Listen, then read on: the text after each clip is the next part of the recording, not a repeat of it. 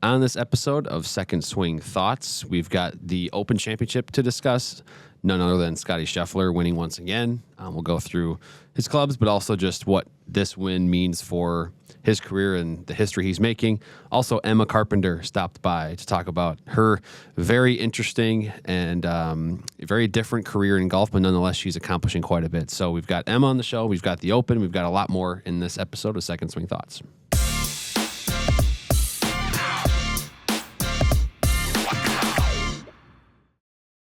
Hey golfers, and welcome to another episode of Second Swing Thoughts. Sean Bauer joining me here in the studio.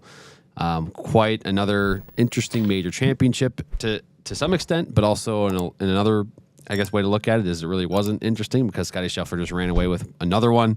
Adds to his resume. That's 4 major wins. He's got 3 legs of the Grand Slam already achieved. The guy can't be stopped, it seems like. Yeah, he's incredible, and I know a lot of people think he's boring or something, but I think it's you just don't truly appreciate how great he is. I always kind of say he's like the Tim Duncan of the PGA Tour, where that's a good way to put it. All-time great, but maybe he's not the most polarizing personality or the flashiest of players, but he just gets the job done every single time. So we'll get talking about him, and then we got Emma in town here for the 3M Open, of course, happening at TPC Twin Cities. So she'll kind of, share her thoughts of her involvement with that event, plus kind of give us an inside look at her career in golf. Now, she's doing just about everything you can possibly imagine in golf, but you kind of get an inside look at her, experience on PGA Tour Live, being a part of Team Titleist. Yeah. Lots of things. So really good stuff from Emma as well. But, let's get right into the turn. And, Scottie Scheffler, I mean, if it wasn't for Scottie Scheffler, it would have been a fantastic Open. Because the race for second and third was absolutely crazy, but Scottie was just in cruise control. And I think, he went into Sunday with a 4-shot lead. And, in previous majors, he'd kind of let people come back, get close to him and then pulled away. But if you missed the start, all of a sudden, because I missed the start, I was at church in the morning and I came back and it's an hour in and he's got an 8-stroke lead. Yeah. And it's I'm sure a lot of people are like, all right, well, this is over. No need to watch this. But I love links golf too much. Right, even though the tournament was over, it's still fun to watch these other guys try to make runs. And really, really impressive stuff. And he did that without really driving the ball all that great. Well, he was, I believe, the number 1 putter of the week, which is a little bit of a flip of the script, if you will, compared to what he usually does, which is he dominates off the tee and dominates on the approach shots, puts them exactly where they need to be. The driver, I guess, his off the tee game has been sort of, I don't want to say a weak point for him because, that's maybe a bad way to describe it, but that has sort of fallen off compared to where he was maybe a year or two ago off the tee. But he's made up for it with a little bit more consistency with the putter, and it results in all these wins.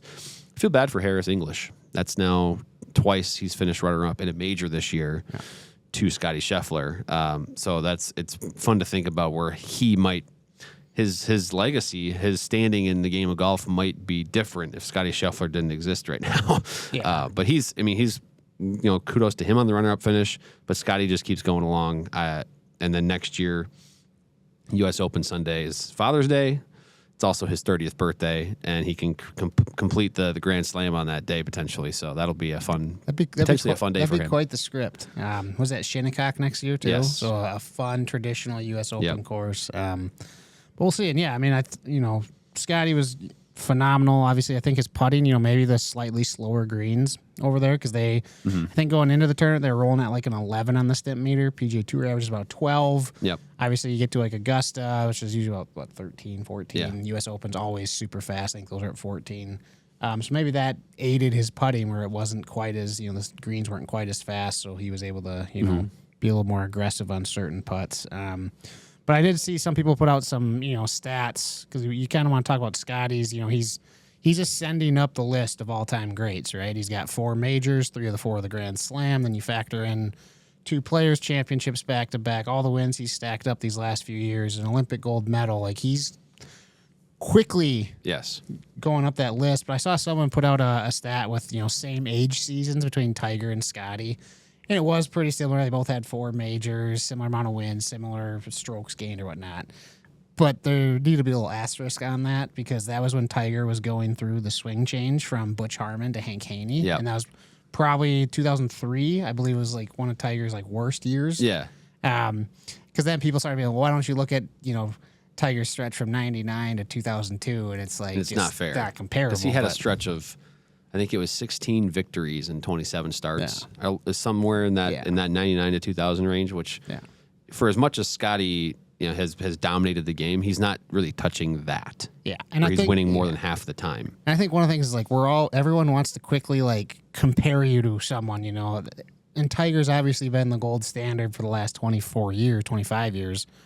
And everyone always, I remember when Rory had his run and then Spieth had his run and Brooks had it, and everyone wants to just put them up and compare them right to Tiger. And it's almost a little disingenuous because that's just rare that anyone's going to be able to be that good for that long. So for me, I try to just appreciate the greatness when you have it rather than sitting there worried about like, well, how did he compare to Tiger? Well, also Tiger had two extremely dominant stretches because he had, you have the one in around 2000, 99, 2000, 2001, and even in 2002 he won a major or two there. But then kind of 05 to I guess 08 with the U.S. Open there, he also won several majors in that stretch. So it's tough to make that comparison when he had two stretches that were probably better than this. But I will say in terms of pure dominance and a strokes gain perspective, if you look at it statistically that way, he is the most dominant right now that anybody has been since Tiger. Yep. So there is that going for him. It's just the gap between he and Tiger is still quite large. Yeah. I will say Harris English, he's got to be one of the most, he's kind of like a Russell Henley where I feel like he's a very underrated player. Part of that's probably just with Henley, there's not a lot of personality or like, it doesn't do anything bombastic or anything. He just plays the game. And I think Harris English locked up his spot on the Ryder Cup. I would hope so. Anyway. I think he might even be in the auto qualifiers at the moment. But even if he wasn't, the way he's been playing since May, he's going to be on there. And he was on the team 4 years ago that and played decently well for that team that won out in Wisconsin there.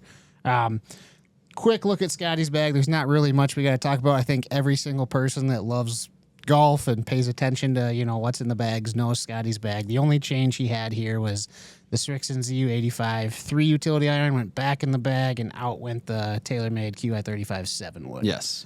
Which makes sense. When you're in links golf, you want something that's a little lower flighted. Yep. Keep it out of the wind. So yes. Nothing too crazy there. Same. You know his bag by now. He keeps winning. We keep showcasing it. He sticks with the QI10 medals at the top of the bag instead of QI35. And then he's got that mallet putter, which I think that clip went viral again of Rory a year and a half ago, I believe, at the Genesis, when I think he suggested Scottie to go to a mallet because for Rory it felt like he could perform a little better on the mishits. And then there's a quote from Matthew Fitzpatrick. Was it Phil Kenyon? Is that his putting coach? Yes. And he was like, and Phil Kenyon just had to teach him how to putt. Thanks a lot. So pretty funny stuff. There's a look at Scottie's bag, and then finally wrapping up kind of our Open Championship competition here, or wrapping up our Open coverage. We had our Open Championship coverage, and unfortunately, my 3 tournament winning streak came to a screeching halt. I had a solid performance. Sean did not. In our picks head to head, I got some help from Bobby McIntyre. Had Harris English, who did really well. Justin Rose had it, by the way. What a chaotic tournament he had. I think he was close to leading the field in birdies, and then he had some crazy shanks. He had a couple of shanks on Sunday. So, but it's tough to predict because then you try to get guys that play well in interesting conditions, and then of course Saturday and Sunday were very tame out there, so you could score well. So guys like Bryson came back and did really well. Bryson, I think. The guy was, he's 7 over after one round and then came back to finish in a top 10. Yep. Absolutely crazy. If he just shoots around couple par, over, then all of a sudden Scottie becomes very interesting. Well, that's the Open. And then, Drew, you just recently played in the Minnesota State Am. Yeah. I know it might be a little painful to share, but how did all that go? Yeah, so, I'm here today recording this because I did not make the cut. And if you can go look at the scores yourself, I won't I'll spoil them for you. I shot a 91 on the first day, which is the highest round I've shot in forever, and then came back with an 83, which felt like a good score. I'll say this: they set it up. First of all, the MGA runs a really good tournament. They treat us as players really well. The course was in phenomenal shape, but I've played now TPC Twin Cities, and we'll talk about the 3M here in a second. I've played TPC Twin Cities 2 days after that tournament. I had the opportunity to do that a few years ago. The round is actually on our YouTube channel if you go back 3 years ago. And now I've played the Minnesota State Am at the Classic at Madden's. The Classic's tougher, straight up. It's tougher. It demands more of you in terms of precision, in my opinion. It was crazy. There was no letting up. You had to hit so many long irons into par fours, or 7 irons, 6 irons, 5 irons.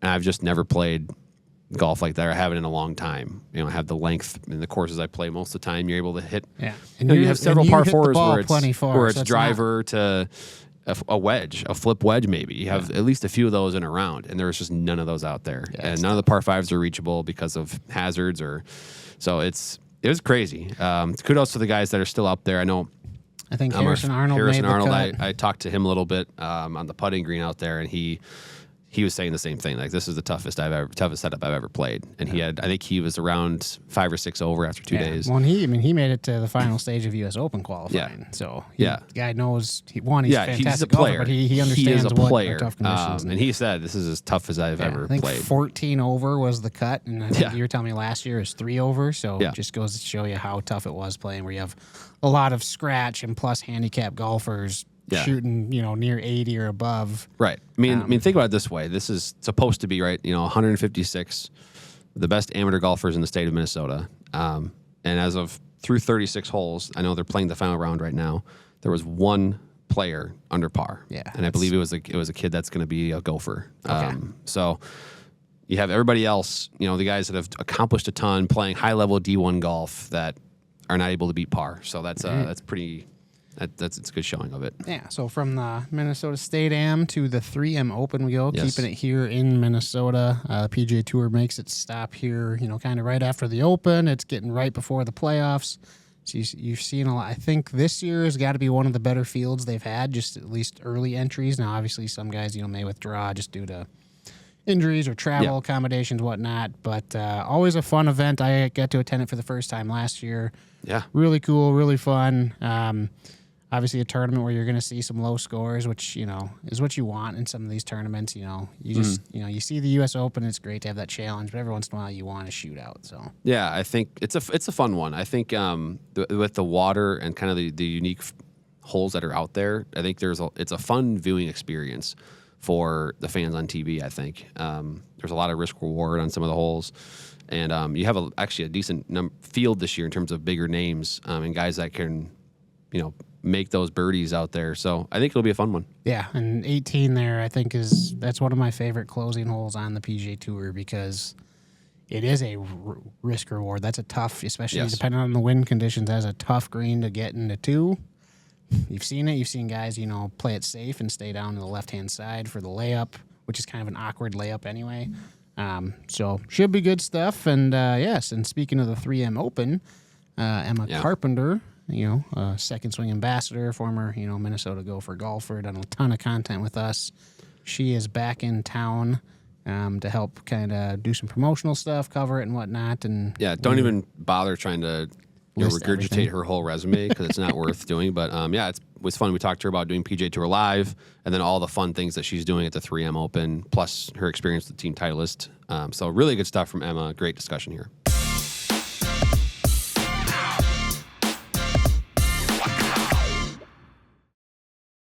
Now welcoming on the Second Swing Thoughts podcast, we have Emma Carpenter joining us. Emma is an ambassador of Second Swing, and she's pretty much doing everything.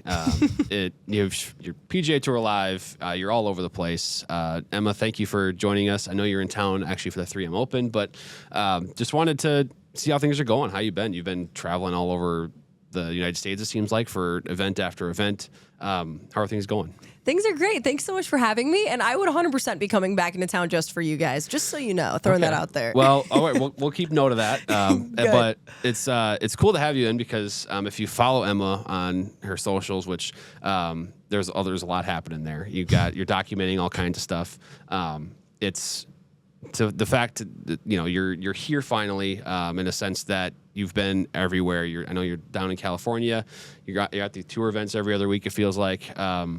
Does it feel like too much sometimes? It's probably a crazy just feeling to even have now you're here for a couple weeks. It's probably like almost relaxing for you in a way. Yeah.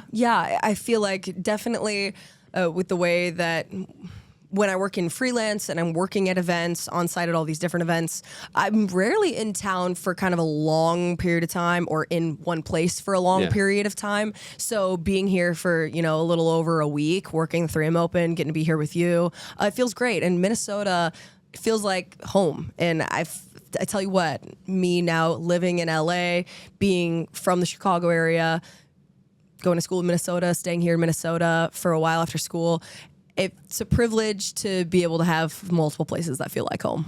That's cool. That's a good way to put it. That's a good perspective because you have kind of set yourself up in a way to have these three different quote-unquote homes, obviously. Yeah. You being here in Minnesota, college Still living golf. out of a suitcase, though. Yeah, I mean, exactly, with how much travel that you're doing. So the 3M Open, I wanted to talk about that because this is the third year now that you've been heavily involved with it. This is the fourth year now. So, yes. And that is the 3M Open. I mean, they call it golf that matters, right? And from a golf perspective, it does matter because this is the end of the PGA Tour season where there's guys that are grinding for those FedEx Cup spots, and it matters in that sense. But I know with the work that you're doing, it's golf that matters on a different level with the community, getting the youth involved, getting people involved to grow the game. And so can you kind of just give us a rundown of some of the different things you're doing during 3M Open Week and why this tournament is so cool for the community around here? Yeah, well, this tournament is so cool for so many reasons. And I feel like it's one of those events that any tour player I've ever talked to, former tour player I've ever talked to, anybody who's ever worked at this event is always speaks so fondly of the 3M Open and says that anybody who's never been to it doesn't understand how great it is because it is such a great event for so many reasons. And tournament director Mike Welch, he just does such an amazing job with this event, and it's such a privilege being able to work directly with him. And he's the one who reached out to me and had me come out back a few years ago when I think I was a junior in college at the time when I came out to do some work. And it's always media. I do emceeing. I do. I'll get to play a little bit this year, playing in the Celebrity Pro-Am on Monday at the Royal Golf Club. Yeah, really excited for that. There's always the Celebrity Charity Compass Challenge that I get to either MC or just do some player interviews for. And also lots of promotional content as well. That's been a ton of fun to work on. I've worked with Cool Story for a number of years, the production company.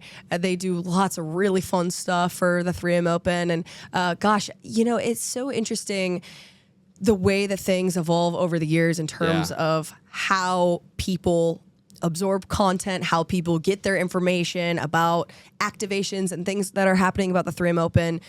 All the information that you need when it comes to tickets, things to do, how to get there. I mean, golf is so different than any other sport. If you've never been to a PGA Tour event or major championship, it's got to be so overwhelming just like driving your car there and being like, whoa, okay, where do I go? Yeah. How does this work? So you really could never do enough. And I feel like each year at the 3M Open, making it an enjoyable experience for the players, for the fans, for donors, for sponsors, for everybody there is always, it's always a task that we really enjoy and a challenge you enjoy taking on. Well, I appreciate how the 3M Open has thrived in its short time as a PGA Tour event. It was, I believe, up until 2019, it was a Champions Tour, PGA Tour Champions event was held there.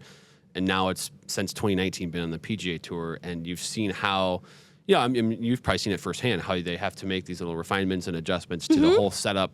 the promotional stuff Yeah. for the event because of these different trends of how people are consuming things, probably reacting to trends of other tour events as well, and how it's important to spread the word about it, but also hold these different events throughout the week to get people interested and involved. And it seems like it's been really successful to this point. Oh, absolutely. And also, I've been a part of the First Tee Clinic every single year. That's been just so much fun, so rewarding. I love being able to give back in any way I can.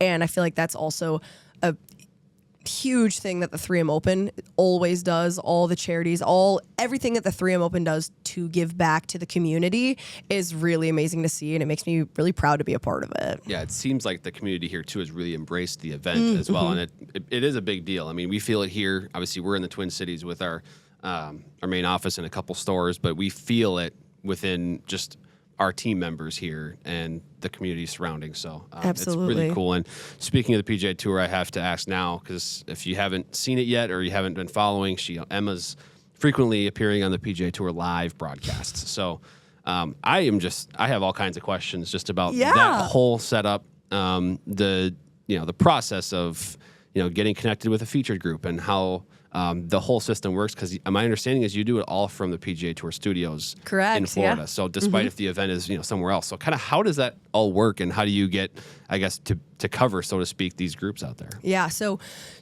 and actually the new PGA Tour headquarters and PGA Tour studios are brand new. This was the first calendar year that we are in the studios. Before we were in trucks, and we were doing all of the broadcasts from the trucks, which if you saw the difference in how it looks now, I mean, it's like we're at NASA now, how fancy this is. It is unbelievable how cool it is. And before what they were doing was so impressive. But so, it's funny because I am based in LA, but because I'm always working coast to coast and nationwide, I'm often in Ponte Vedra for PGA Tour Live. And which a lot of people, it's too funny because whenever I tell people I'm covering an event, they always assume that I'm going to be at the event. And I'm always in Ponte Vedra at the PGA Tour headquarters, which is amazing, right up against TPC Sawgrass. And so, how it works is we have 4 streams. We have a main feed stream. We have marquee group, featured group, and featured holes. And there's also now an ESPN bet stream that just started as well. So PGA Tour Live is, you and I were talking about it a little bit before we started chatting here, but before we started recording, but PGA Tour Live is still pretty new. Yeah. And so when I get my stream assignment for the week, and I normally am doing your marquee groups or your featured groups, you study up on your players, you study up on all of the event history, the course history. I mean, there's truly never too much that you can know about an event and about all the players in it heading into it. So it's a blast, and it's so much fun. And I know, so my first PGA Tour Live event that I worked was at the Wyndham Championship last season. Okay. And the amount that I have learned about calling live golf since then is just exponential. It's unbelievable how talented these people are that I work with, and everything that comes together to put on these broadcasts. It's such an honor to be a part of, really. And every single time I go, I definitely still have a little bit of an imposter syndrome, and I think I always will have imposter syndrome when I do these broadcasts. But broadcasting is also all about confidence, and if you are prepared and you know your stuff, which I like to think that I prepare as best I can, and I know my stuff, that's how you're going to translate best on air. Yeah, I've seen you live in action, when you've, you got to prepare quick for something out of nowhere, the question I have is when maybe it's a Saturday or Sunday and you get your assignment probably the night before or whatever it is, right? Because you don't have the pairings yet. You don't have the pairings, we don't know who's going to make the cut or who's going to be where on the leaderboard. So I guess what's that like where you get the assignment and it's 2 or 3 golfers that you don't have a lot of background on. So is it just kind of just read up on them, research that whole thing, just get as much on their background as you can and just kind of jot down some notes? And that's exactly, and it's exactly why the more that you do it, the better that you get, because that is why all of the seasoned broadcasters who might remember a key moment in a game or an event or with a player because they were on the call for that. And I tell you what, you remember things that you're interested in. And this being something that I'm passionate about, the amount of information that you retain solely because you're interested in it, and it's a moment that means a lot to you. You just get so much better, and your personal connection and your personal interest in what's happening in front of you always translates on air. And of course, I think that sometimes you might need a refresher of where somebody played in college, or if they played. I mean, I feel like I would remember if they played all 4 years in college or not. But just little things always. I take notes really seriously. Of course, that's the difference between being in a position where you're doing play-by-play as opposed to being an analyst. Play-by-play person, what I do, you got to know all the stats. You got to back it up with all the information, because my analyst is the expert. They're the ones who oftentimes played on tour, and I'm the host. And of course, my knowledge and expertise and experience in the game of golf helps me to be a better host, and it helps me to ask good questions for my analysts and lead them to what I believe, people at home might be wondering, or what would be some really great insight to add in this moment. And but absolutely, there's never too much that you can know. I'm sure there's also a learning curve in a sense of just like, because I'm sure there's communication in your ear about like always where we're gonna go. We're gonna go to this shot here, always. Or maybe tee up for this topic. I don't know. I mean, I would have no idea exactly how that goes, but I imagine that may have been a little bit something new to adjust to. But I mean, obviously, it looks like you've done so very well. But I'm curious about that and how much of that background is being discussed to you, and otherwise how much of it is just like you're just kind of off the cuff. Well, I tell you what, once I started broadcasting, the way that I watch sports is so different, because I listen to the broadcast and I think about when you don't know what's happening behind the scenes, like you can just, it's so relaxing to watch, and everything is so seamless, and the transitions, and there's a lot of work that's being put into making it so seamless, and the way that you would never notice that there's a shift about to happen. And all of the experience that I got when I was broadcasting in college for Big Ten Plus prepared me like you wouldn't even believe for broadcasting for PGA Tour Live. It's when you think about all the sponsors that you need to get to, when you think about, I mean, there's constantly traffic of where we need to go. We need to cut to a different hole, or maybe somebody just withdrew and they need to tell me in my ear, oh, I want to update that this did just happen. Right. Someone has a shoulder injury, whatever it might be. There's always somewhere to go. There's always something coming up next, and it's the host's job to take you there. So as a host, basically you're the quarterback of the broadcast, and it is your job to make sure that everything that's on the screen is explained, accounted for, and taking the viewer very seamlessly and easily into wherever we're headed next. Wow. Yeah, that seems like a lot. This seems like a lot to. It's definitely a skill to learn to talk and listen at the same time. It's not easy, and I've definitely worked with. It's harder so analysts are always the experts in the game, and the hosts are oftentimes they're trained broadcasters. Yeah. Analysts, of course, are trained broadcasters as well, but it's funny. I feel like I've worked with analysts at times who are like, man, that's talking in your ear is really tough. Because they're hearing the same things as you, or no? No, that's the thing too, that producers need to they need to make sure they're like hit the right buttons to be like, okay, this is for Emma to hear, not for okay. Yeah, one time I was working with James Hahn, who we were covering the WM Phoenix Open, or we were covering a different event, but he made a birdie at 16 at the WM Phoenix Open, and they wanted to show his putt and his reaction because he did the Gangnam Style dance. And they wanted to surprise him that they were going to put this up on air. So then they were telling me, oh, and hey, when you get a chance, lead us to. Okay, and then they have it ready to go to hit play on. And exactly. Okay. Well, this is. And as a host, you need to be able to work in, again, that seamless transition of whatever you and I are talking about. So I might be sitting here chatting with you, but I have someone in my ear saying, okay, and then take us to something else. So then I need to find a way to. So it's not like a hard right turn out of nowhere. Never. Exactly. Well, speaking of a transition, again, this has been awesome to learn about. And if you're watching or listening, you got to tune into PGA Tour Live. If you're an avid golf fan, it's a really great way to watch the tour events. They dive into the golf. They give you all the information that you need. But yeah, we're going to transition. Drew. We're going to transition. I'll be doing Tour Championship on PGA Tour You Live. will be. So, Okay, yes. perfect. That's a huge event. So Looking we'll forward to definitely it. be watching that here. So I did want to get to the new Titleist irons a little bit. I know you had some involvement with their launch as well. So just, you don't have to give the whole details, but just some kind of what it was like to be with Team Titleist on that day and kind of being part of the whole launch experience, because that looked really cool. So cool. So cool. And to watch that launch promotional video back and to see Grace, Curran, and I in this video alongside like some of the top 10 players in the world, it's just really surreal, unbelievable. Again, one of those kinds of things that's like a dream that you never knew you had. And it was such a special day to be filming in San Francisco at Lake Merced, just gorgeous views, amazing company, amazing people to work with. I love everybody at Team Titleist, and I've always been a Titleist fan. I've always used Titleist golf clubs.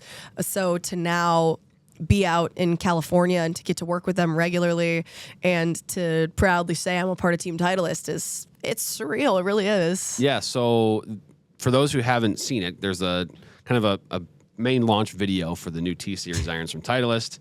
You can probably see it on any Titleist social media page or YouTube page. You will see some of Emma in that. So really cool to get a part of that. And I got to ask now, what irons did you get fit for?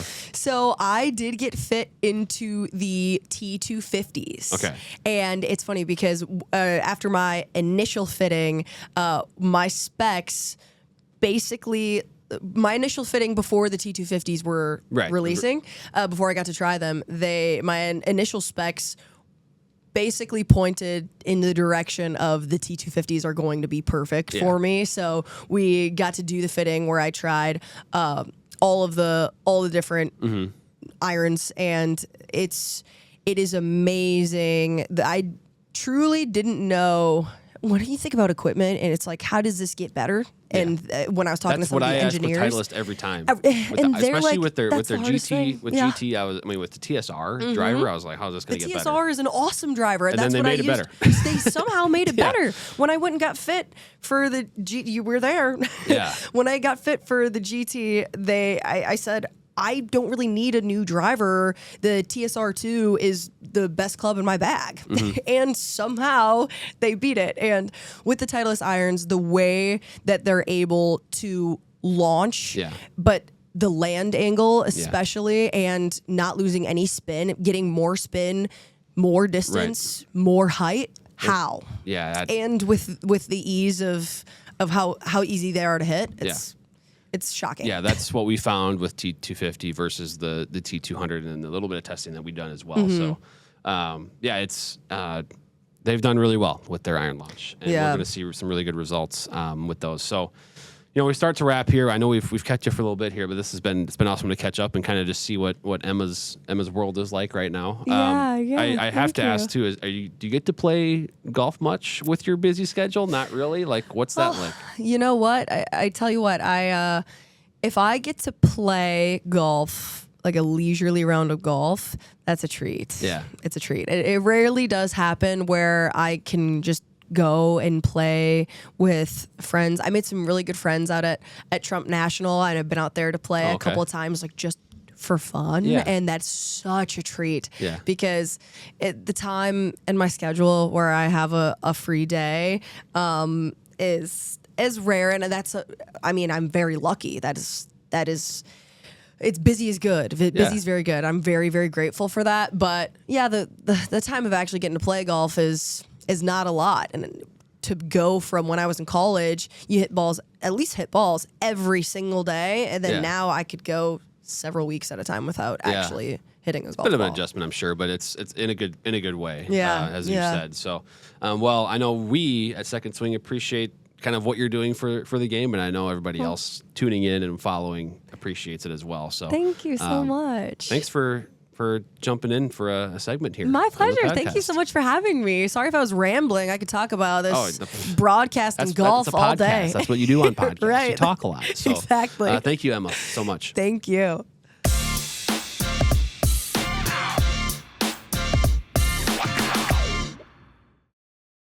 And that was Emma Carpenter talking through, well, I mean, it's kind of like you can't really try to hone in the conversation too much because of all the things that she does. But, PGA Tour Live, kind of filming the launch of the Titleist irons, which was kind of cool.